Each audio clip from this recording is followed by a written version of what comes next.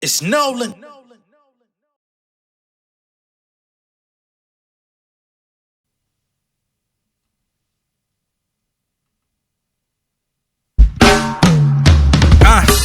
I've been doing my thing for a minute, sustained due to my brain. Get exchanged for the lyrics ordained. Like a minister, I pray for my spirit, don't do it in vain. Y'all call it the game, it's a scrimmage. I got more flows, I'm king like a corso. My legend was foretold, I'm saving the poor souls. I came from the struggle, my home was foreclosed. Injecting myself to the population like hormones, but it's straight as a torso. And it's all no cap, I stay kicking to my base, that's facts. I got the world on my back, black royalty raised on fam loyalty. All I do is shine on screens, my skin oily.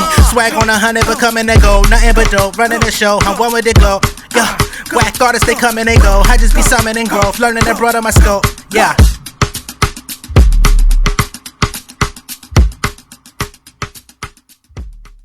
What's going on, y'all? It's the kid J Nolan here. Welcome back to another episode of Inside the Industry, your number one source for music, entertainment, commentary, and breakdowns. Hope everyone is doing well out there.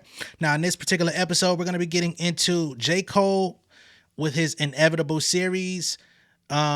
If you have not been keeping up with J. Cole's Inevitable series, he's basically given us a rundown of his career, piece by piece, brick by brick, project by project, that leads him from the early days of wanting to be signed, coming out of Fayetteville, North Carolina, moving to New York, wanting to be signed by Jay-Z, giving him his beat tape and not being able to have Hov listen to his music, up to getting signed by Roc Nation about a year later. And the process of him getting that first album out, Sideline Story, and leading him up to the off season, because all of these episodes, I believe, were recorded in 2022. They're just now being made public. And I believe that this is leading up to the Fall Off project and J. Cole effectively going ahead and putting his bid in for some form of retirement, hiatus, sabbatical, or something from music. Okay, I can't definitively say that this is it or that, he's on his way out immediately, but I can say it seems like he's setting the stage for him to go ahead and find other things to occupy his time, interests, energy, etc. Right? So one thing that people have been talking about the last couple days is, in a recent episode that was released from this Inevitable audio podcast, they're not calling it a podcast, but audio series, is that J. Cole was having some trouble solidifying a single, and more so than a single, a hit record that would allow Jay-Z to fully invest into him and put his debut album out, right? So in the midst of him trying to put the pieces all together, that's how we ended up getting Friday Night Lights, because that basically was the album that was supposed to be the Sideline Story, or at least a lot of the songs on there were intended to be the Sideline Story. But he still wasn't getting hits together, so he needed to buy some time. So we got the album before the album, which turned out to be Friday Night Lights, right? Still one of his best projects. It sounds like a complete album. It's available now on streaming.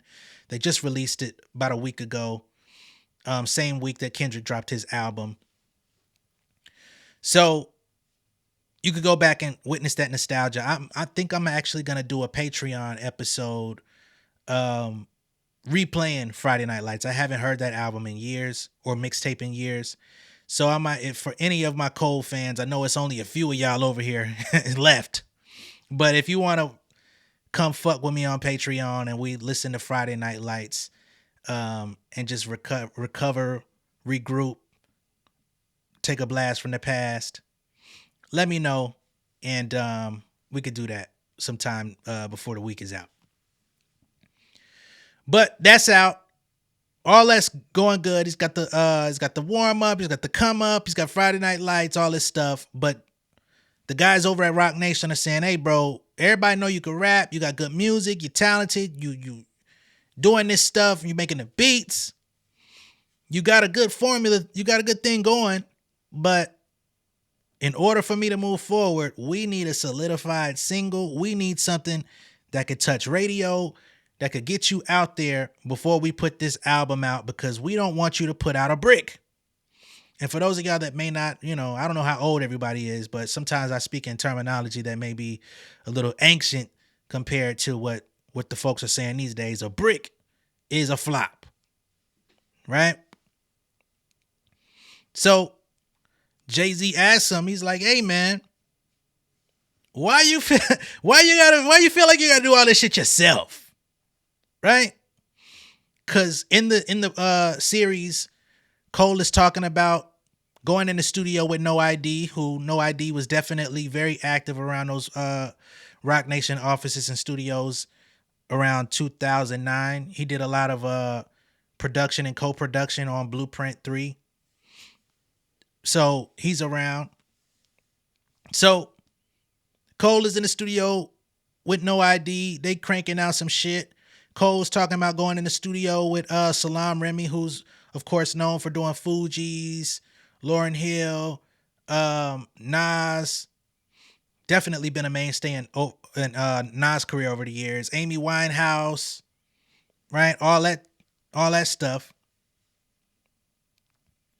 And he say he's hating what he's coming out from the studio with Salam Remy, because the way he produces is he gives you a skeleton of the beat, you record to it, and I guess he does post-production on everything and builds around the track, but the skeleton version that he gives you, it may not sound like much, right? But you're basically just getting a feel of the tempo of what you're dealing with, and you gotta knock it out the park so that when the rest of the song comes into play, the whole theatric element is there, right? But that's not everybody's style when it comes to putting music together. Cole wasn't feeling it, right? They've played some of the No ID outtakes on the series. I'm kind of glad those records didn't drop. Not crazy about them. I think even one of the tracks that Cole passed on back then ended up being Back in Office from Saba, which dropped earlier this year. So one man's trash, another man's treasure, right? If you're into Saba, I fuck with Saba heavy, ready for him and No ID to drop that album they working on. Anyway, so he's in a bit of a crossroads. Like everybody, the blog fans, the people that witnessed J. Cole come from 0 to, I wouldn't say 100 just yet, but I guess 70% of like where he's at. We trying to get to that 100. They're like, "Yo, when is this fucking album dropping, bro? We need the album, nigga." Cole like, "Hey, I want to drop the album. The album will be out. the fucking mixtape y'all got would be the album if it was up to me. Ask that nigga what's going on." So they find themselves around Drake. Now, I told y'all in another video where we discussed this audio series, Drake and Cole, they go back and, Cole is in New York doing his thing. There's not a lot of new artists that are like breaking through. You got to think we're coming off the era of like Papoose getting signed, coming out of New York. You got Saigon getting signed, coming out of New York. You got all these mixtape rappers, DVD rappers that are getting signed, coming out of New York. Even in that bunch, Nicki Minaj was in that bunch coming out of New York. She's the biggest out of them all. But you had like a lot of these people that were getting discovered either via mixtape or DVD. You got the Main O's of the world, the Gravies of the world, the French Montanas of the world. All of them are coming up through this particular formula. So Cole is working on mixtapes, and he's like, there's nobody like me. All these other motherfuckers are either hella street or just not lyrical to the same degree. So he kind of felt like he was bridging the gap. Then he finds out about Drake coming out of Canada, and he's like, damn, this is somebody who kind of is similar to what I got going on. They end up meeting, and they have a mutual respect for each other. We're going back. This is like 2008, 2009, right? So at this point, Hove is trying to figure out, hey man, you want me to hit the green light on your shit? You gonna have to get me a green song that could make some money. So they hanging out with Drake and shit, and we see what is this? They say just months before Cole's sideline story drops, and at this point we're in 2011. So Cole's been sitting on the shelf for a couple years now, dropping mixtapes, but everybody's wondering what the hell going on. He's already dropped Lights Please. He's already dropped Who That, which is one of my favorite J. Cole records. Who that? Who that? Who that? Check out that flame. I might freestyle on that shit one of these days, just because I remember that shit and never got a chance to rap on it when it was hot. So they're saying that this is 2011 NBA All-Star Weekend. They're at LeBron James dinner. And then you got Cole, Drake, and Jay-Z all in one place. Right? Cole's manager, Eve, comes out and says, we're having a conversation. Me, Cole, Drake, and Future the Prince. Future the Prince is Drake's manager. At least he was. I think he still is. We're not talking about Future the rapper. Right? And he says, I don't know who else was there, but there were a couple more people. So then Jay walks in and he sees all of us together. He goes, yo! And he looks at Drake. Yo, give the boy one. Right? So this is Jay-Z to Drake signaling, I need you to give my boy over here a verse. And a, you know what I'm saying? We need the stimmy, basically. Because they had already worked on In the Morning by now. That was already in the tuck. They was, you know what I'm saying? But it wasn't out yet. Because I think it didn't drop till fucking Friday Night Lights. Whatever. So that's happening. But Hove's like, man, homie need a record. Not a song, not just any song. He need a record.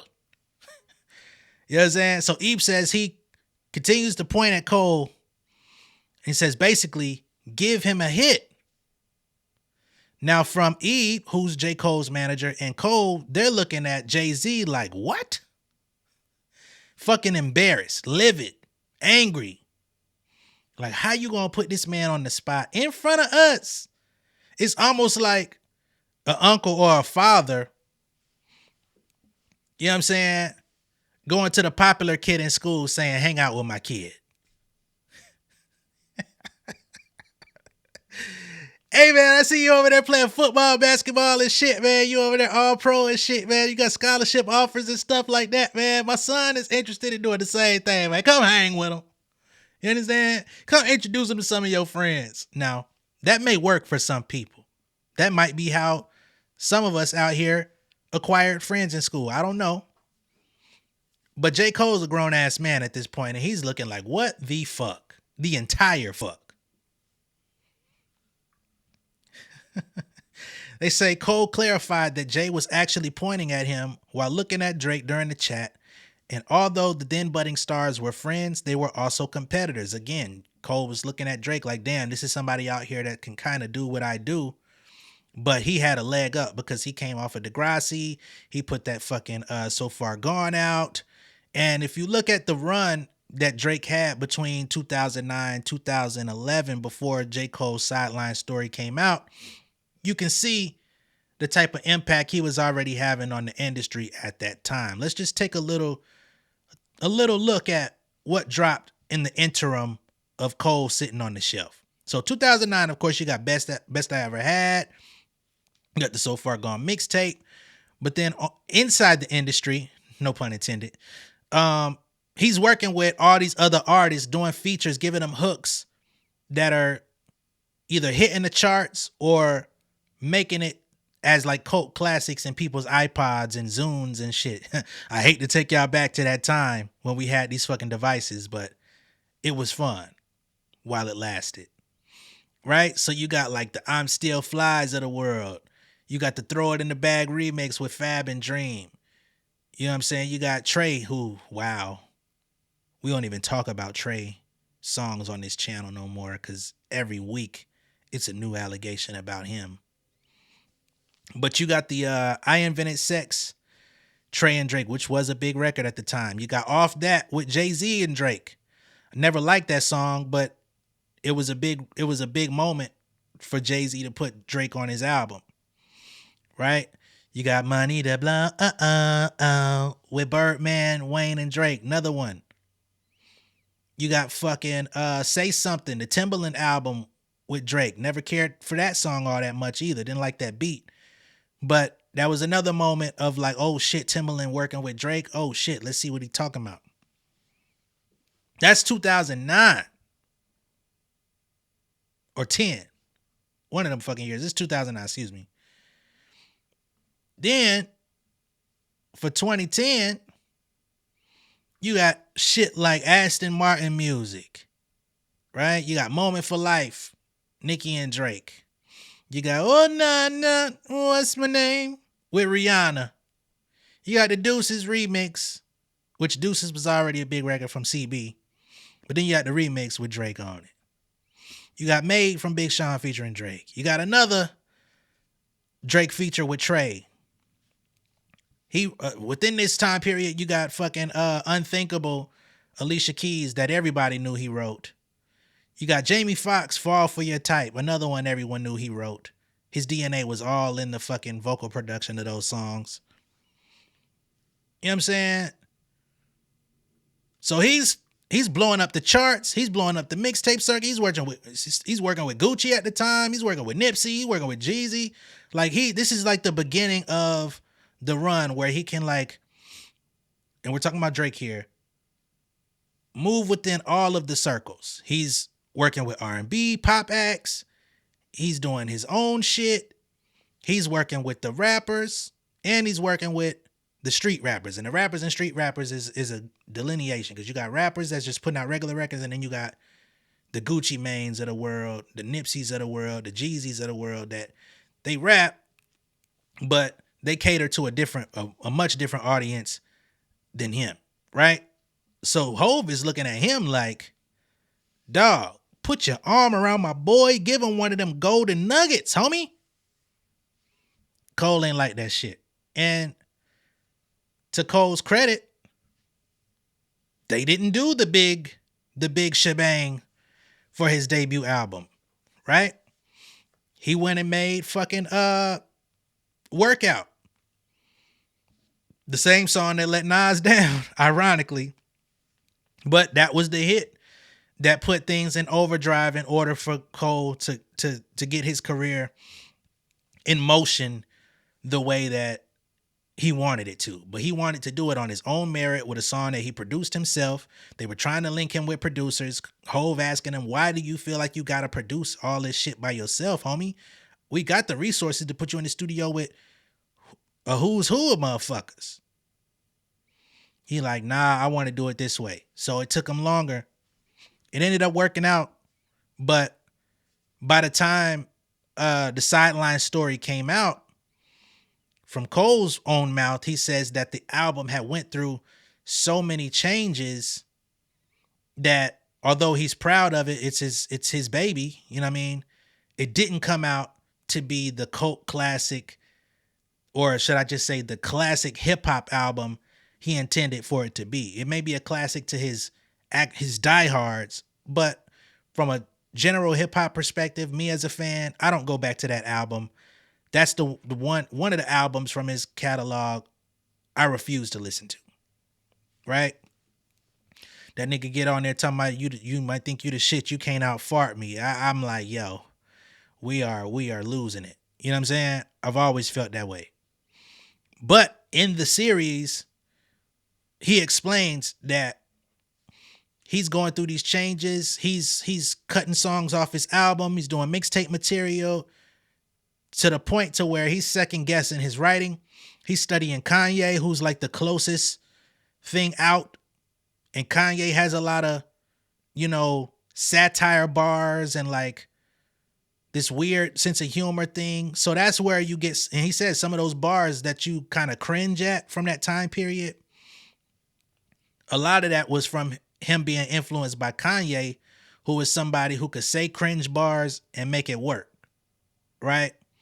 Like we could even one that comes to mind is "Put the Pussy in a Sarcophagus" off of Monster. Like, there's not a lot of people that's gonna get away with saying that, right? But he did. So that's that. He rejected the Drake stimmy, and it ended up working. Now we got Joe Budden, who covered this also, and he decided to come clean about his experience of rejecting the Drake stimmy. And maybe this is part of where they went wrong. I don't know. I can't say. But let's go ahead and just pull up Joe Budden speaking on his days of declining Drake features because he didn't want the pop friendly, chart heavy.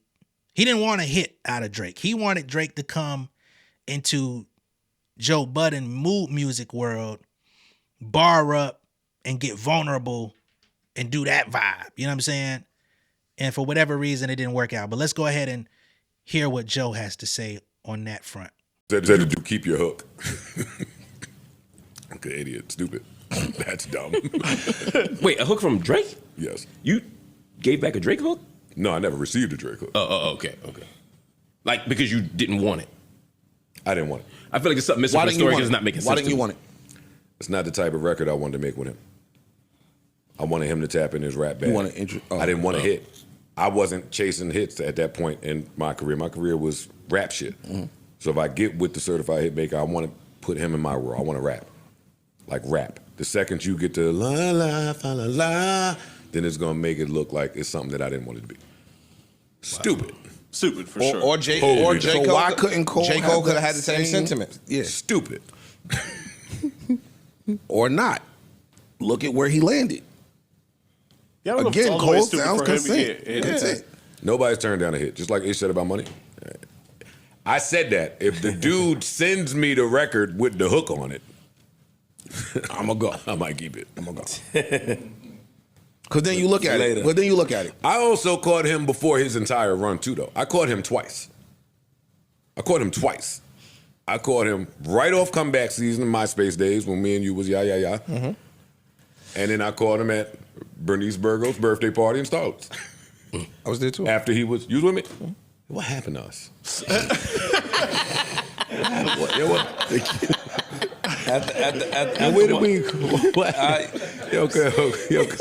Where did we? Where did it change? He's right there, bro. He's not there no more. Not no more. This fucking white girl that came between. Come on, man. No, don't say that. Don't do that. I'm coming to do that. Because you think it's him? Yes, it's him. He just grown up, man. Yeah. His whole ideology changed, man. Nigga matured on me, right? Yeah. That's why I don't fuck with y'all today. You the one that's immature, nigga. Listen, man, y'all are right. What's for what it is what it is to be, and what's for you is for you, and will be for you no matter what. So they all. But you didn't say the second time you caught him. You caught him at Bernice, and what happened? That was the conversation I'm talking about when I was like, I don't want the hook. I don't want a hit. I don't want none of that. Just rap. What did he say? Well, he's the one that offered it. Yeah, man. I'm bad, man. Let me do the hook too, man. All that phony nigga shit that niggas be doing. Got you. Hey, yo. Then I went to the producer. I was like, we got one. We got out of here. It never came. He never said no. Yeah, why would you? I'm not saying hey, yo. You're a solid. So, You're going to hold tell on, me listen. you don't want my That's how he did Cole. He did Cole and Joe Budden the same. Well, not really. He got a Jodeci freestyle. Yeah. Oh, do you think? Yeah. No, I'm sorry. No, go ahead. I was gonna say, do you think Drake's narrative is that you be hard on him because you didn't get the hook? Maybe. I don't think it's that. I don't think it's because of the hook. I don't think that's what it is. I'm just wondering if you. I don't think it got nothing to do with the hook. I don't think it has nothing to do with it. I think Drake might think Joe is hard on him because he, like he said in the one record, he became. It's out of jealousy. It's pure jealousy. Like, I'm better than you. I rap better than you. Like, basically, who you are, it's almost like Joe's DNA is in him. Pause. Whoa. Yeah. I paused it. It's fair. Just in terms of the type of rapper, type of rap styles that he does. Yet Drake has achieved a level of success in rap that Joe never touched. So he might look at it as, yo, you're just envious. It's what people Smiles say. and South Star achieved a level of success that Joe never touched. But there's a long list of people Don't talk about them niggas like that. It's kind of the LL Cool J thing. Tell me what you think is going on. Tell me what you think is going on. All right. Oh, shit. All my branding is gone. What the fuck? Hold on. Sheesh. Anyway, so that's Joe Budden talking about declining the Drake stimmy as well. Now, of course, after that period of time, the Drake stimmy got a lot more valuable. You know what I'm saying? Once you add them to the Migos, you add them to Future, you add them to, you know, all these other niggas that end up being like niggas that was on the come up, but then they became the next wave of what hip hop is. That Drake stimmy went stupid. You know what I mean? Now we can all look at Drake through the lens of 2024 and say, you know, it's a lot of questionable shit out here going on. You know, somewhat of a fall from grace, if you will. But you can't completely write off what that Drake stimmy did for a lot of people. And we can question the intention, but it still put a lot of people on. It helped a lot of people become who they are today. I'm not sure if they get there, especially not in that same time frame, without it, right? They would have still probably met their destination, but it probably would have took some extra time. So Joe Budden declines it, Cole declines it, he ends up where he is, everything good. But it's just interesting to look back at that time, man. I think that's why a lot of people get it twisted with this whole beef year we've had. And people have been wanting to write off Cole and be like, yo, I don't like the fact that you empathized with Drake or whatever, or had some sort of soft spot for him. But these niggas been friends for over a decade, been homies, done music, done tours, done a lot of shit. I'm sure spent more time outside of the scope that we've seen for them to be there. So I just don't think you just write off your homie because the internet says you should. Now, of course, people are going to perceive you a certain way, and that comes with its own thing. But realistically, that's what it is. And I would probably say, in the grand scheme of everything, if I were to look at the past 5 years in Cole's life, I wouldn't be surprised if he's been around Drake more than he's been around Kendrick, because at least we know Drake be around. Drake is outside. Drake probably will make his way to North Carolina. They probably link up in Atlanta. You know what I'm saying? Different shit be going on. Kendrick, he in a whole nother, you know what I'm saying, a whole nother hemisphere with it. So I can see that. Now, of course, trying to convince the rap fans that that's cool or that's, you know what I mean, whatever, that's an uphill battle. But nonetheless, interesting story.